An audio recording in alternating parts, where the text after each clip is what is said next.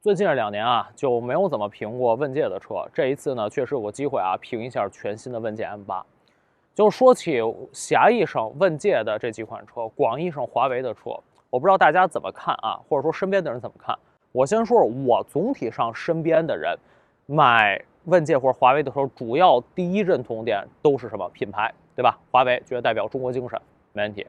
第二点呢，再往下一般就是智能化层面，比如说别管说是智能驾驶辅助啊，或者说智仓等等这些层面，是吧？基本上有上面那几点，也就是直接达成购买了。但是我明确告诉大家，就这一次我测评完问界 M8之后，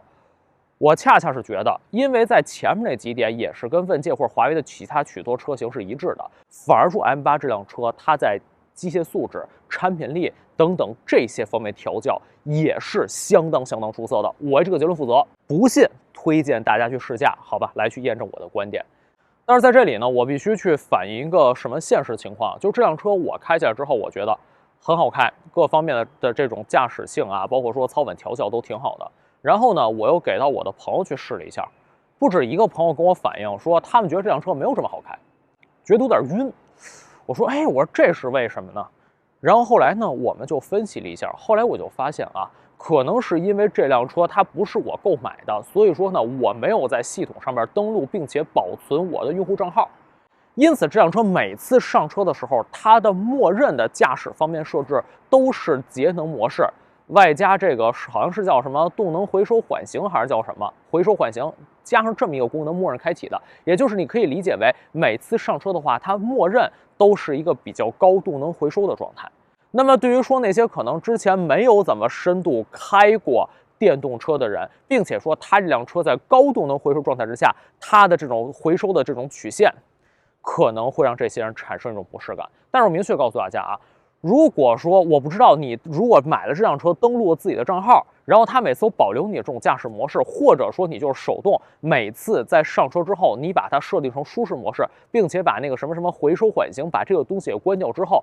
减速的维度靠踩刹车激活 CRBS 优先动能回收，这种模式下，我想说，其实这辆车的话，可能开起来不仅仅是不晕，而且可能更加符合大部分人对于它的这种说既有一贯这种驾驶的预期，好吧？所以关于这点，我必须明确说在前面啊，因为可能我觉得这是容易产生争议的一个点。那好，这点说完了，咱们下面就正式从问界 M8这款车它各方面产品力说起。首先呢，还是啊，我把它开上赛道。我不知道我是不是可能全网第一个开这样的车上赛道的人，我不知道啊。但上赛道之后，其实还是给我带来一定的惊喜的。咱们下面来公布数据。首先，0到100公里每小时的加速成绩，5秒出头就可以破100。而且呢，它呢还除了运动模式以外，还提供了一个弹射模式，在个性化界面，也就是预先内燃机起机并且加载。在这种情况之下呢，相当于说你在加速出去的时候，你内燃机可以直接保持这个发电状态，与动力电池的电流、功率合流去输给这个驱动电机，而不用说你先是靠电池纯电驱动，然后再等着把内燃机拽起来再去加速。但实际上，我想说，就是这个弹射模式真正对于说它破100成绩的贡献其实不大。也就是说，即便你放到运动模式，你让它这个用电先起来，然后把油再拉起来，再去发电，再出去的话，其实都差不多。就是第二种情况，我也试了一下啊，5.5秒、5秒半也是可以完成破100的。所以我是明确跟大家讲，就是这个弹射模式，我觉得用处不大。就日常这辆车你开正常的模式啊，只要说电量比较高的情况之下，5秒半破100都还是没有问题的，动力比较强劲。再往下呢，刹车成绩也是相当好的，100公里每小时的刹停距离35米。反正跟它这辆车所配备的这个抓地力比较好的轮胎，我觉得也是有一定关系的。反正不管怎么说吧，就这么大的车，它刹车还是相当犀利的。再往下开上赛道，说实话啊，对于这么大的一个车，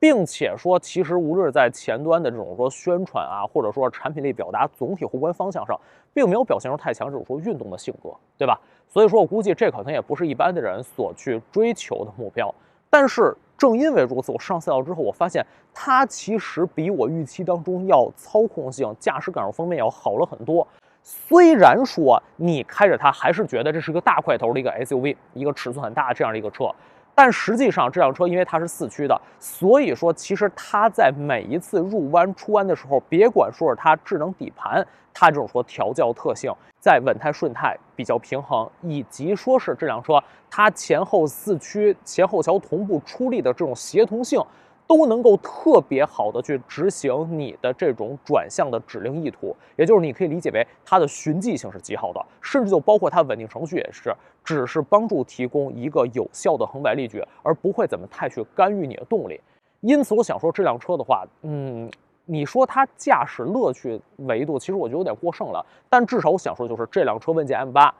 它绝对是超越你对于它的这种操控性的需求的，它所能达到程度。这一切我觉得也是这个团队吧，背后的 VD 团队他们所做出这种努力。就这个团队能感觉出来，他们是会开车的，而且是在尤其是激烈驾驶维度是很知道怎么样去标定的，为这辆车带来了很好的潜力。我这个结论负责。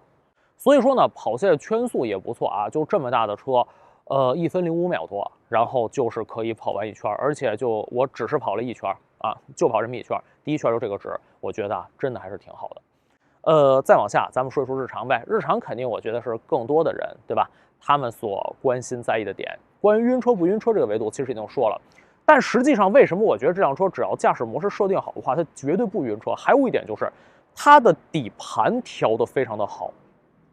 就是这样的车，这么大的车，它在比如说转个弯啊、并个线等等之类的，至少就日常你放到舒适模式的话，它完全不摇，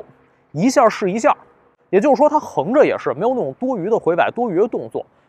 这点是很好的。包括比如说在加速的维度，这种驾驶性，对吧？踩下去之后动力释放，包括减速时候刹车踏板的脚感啊，包括说与之匹配的这种说负加速度这个曲线，以及说优先动能回收 CRBS 工作，都是特别恰到好处的。所以我觉得这应该是我目前为止开过的，我觉得在当前吧，至少这个尺寸这个级别最好开的车型之一。还是啊，敢为这个结论负责。不信大家去试。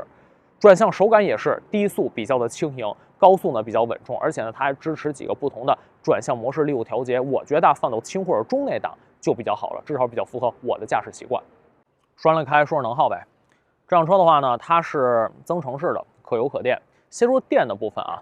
电的部分呢，如果我们要是以纯电优先的模式，也就是一个在表显的电量20%的时候启动增程器的这个模式下，它在城市工况都可以轻松跑到接近270公里的续航，是相当耐跑的。而如果说你要是使用极限纯电的话，反正300公里也没什么问题。因此这辆车我想跟大家讲，因为它带动力电池比较大的问界 M8，所以说即便你要是没有加充条件，你这辆车你日常就是以规律化通勤上下班的话，其实我觉得你也可以做到什么，就是一周只充一次电，集中伴随着充电，充一次电管一周。比如说周末呢，你带着家人，比如说去逛商场啊，去吃饭，顺便充一次电，然后日常每天你就可以去用电了。这样的话呢，一来是说整体比较安静平顺，二来呢也是可以很大程度节约你的用车成本。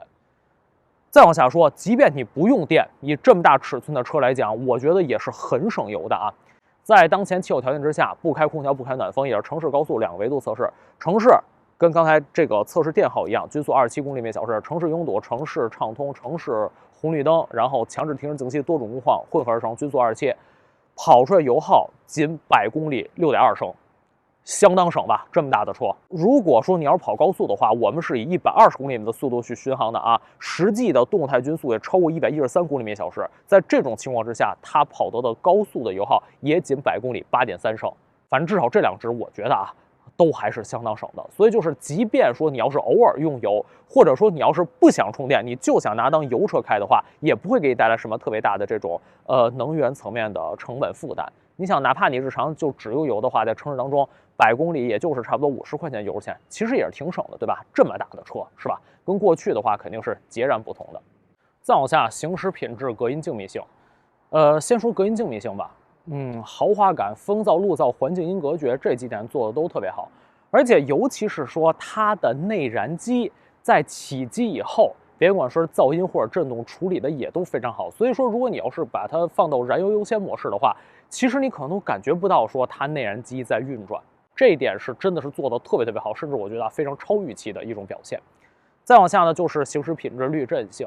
其实我觉得这种大车啊，你想做到软柔韧，这一点是没有什么问题的，都符合大家预期。反而这一次问界 M8，它给我一个比较大的一个震撼，说它在稳的维度做得特别好。就是像我说这辆车，它在拐弯啊、并线啊之类的，丝毫没有那种拖泥带水的感觉。就还是相当干脆利落的。所以能把这几个维度做得这么的好，我觉得还是再表扬一下它 VD 团队背后是下了功夫的。关于人工驾驶的层面呢，就说这么多啊。说实话，确实挺超我预期的，或者说跟我之前反正接收到的一些反馈呢有挺大不同，所以呢，我也是挺想为这个车证明的。至少就是这一次，反正咱们试过的这个5座版顶配的问界 M8是这样的表现，所以特别推荐大家去试驾啊，去验证一下我的观点，看看是不是咱们的感受是一致的。接下来呢，可以说其他方面，比如说智能化。智能化层面，其实这方面华为一直做就不错，对吧？第一呢，就是这个智能驾驶辅助，反正目前呢也是行业最新的这一代嘛。不仅仅是这辆车搭载，其实别的车型也有搭载啊。这也是华为目前在这个层面的这种耕耘吧所取得的行业级地位，就不用多说了。然后呢，再说一说智舱层面。智舱层面的话，相对来讲，就是比如说这个车机界面啊，流畅度、顺滑度、反应都还是挺好的。唯独有一点啊，就是我觉得这辆车从视觉上来看，它的3块屏之间的这个黑边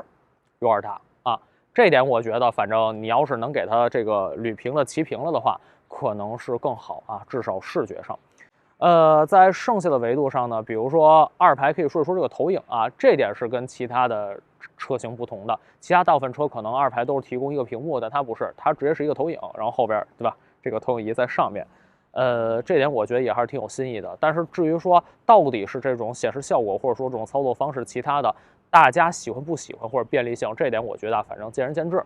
此外呢，再单独说一下电动门。其实电动门这个概念啊，在行业当中出现了没有几年，有一些厂家呢以一种比较新颖的方式在采用，但是我就发现很多车的电动门，它用起来会给用户反而带来一些困扰，在于什么呢？就是它可能说电动的自主程度太高了。导致于比如说你这个位置相对来说狭窄一点啊，然后它门的阻力阻尼就变得特别的大，你也不好人工操作，或者说可能就会变得特别的重啊，特别沉等等之类的。而像问界 M8这款车的电动门呢，我觉得是我目前为止啊试过的所有具备电动门的车里边做的最好的。最主要就是它会让这个门非常的轻。而且说呢，它电动关闭这种速度和力度呢，也不会去太干扰你的手动操作。意思就是，如果说你觉得它的这种操作时机不好，你手动想拉想关的话，没问题，它仍然很轻。而只有在比如说你进门的时候，坐上驾驶座踩刹车之后，完全你没有人为操作之后，它的门才这样缓缓的关上，打开关闭都是如此。也就是说，它确实做到了一种就是人类驾驶员成员操作的补充。这个定位我觉得特别好，而不像有些电动门市会给你带来一种干涉和困扰。前排说完了啊，咱们说一说后排吧。咱们这辆车呢是一个5座版车型，就说实话，我觉得个人觉得还挺适合我的，因为我目前其实没有太多的这种6人乘坐的需求，所以我觉得这一次呢5座6座提供一个2种的选择也是挺好的，反正丰俭由人。第2排虽然是5座，但实际上呢，它的座椅的这种靠背的电动俯仰角度也是可以放得非常的舒缓的。除了座椅模型以外呢，在前部啊特别宽敞充裕的腿部空间、头顶头部空间，以及说巨大后备箱空间，也都赋予这辆车不仅仅是乘坐啊，包括实用性维度的一些优势。另外呢，因为它是5座啊，它的第2排座椅呢还可以充分放倒。对于我来说呢，还有一个比较好的用途，就是我可以拿着它拉自行车或者其他的一些这种运动器材。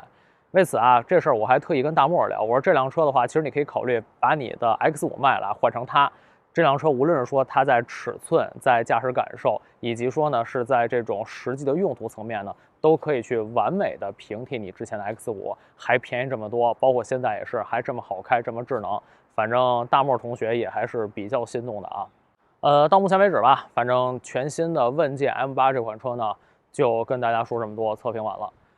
主要给我感觉是什么？就是可能在过去啊，在许多人印象当中，买华为的车，特别是问界的车，主要看什么？一看品牌，二看智能，啊，剩下的也就不太重要了。但其实这辆车我试下来之后，我想跟大家说，如果你要是对于这种好开，对于一些功能性，对于机械素质，你也是比较在意的话，那么我强烈推荐你啊，可以去看一看这辆车，问界 M8，它很可能会在许多方面给予你超预期的感知的，推荐大家去试驾啊，试完之后咱们回来充分讨论呗。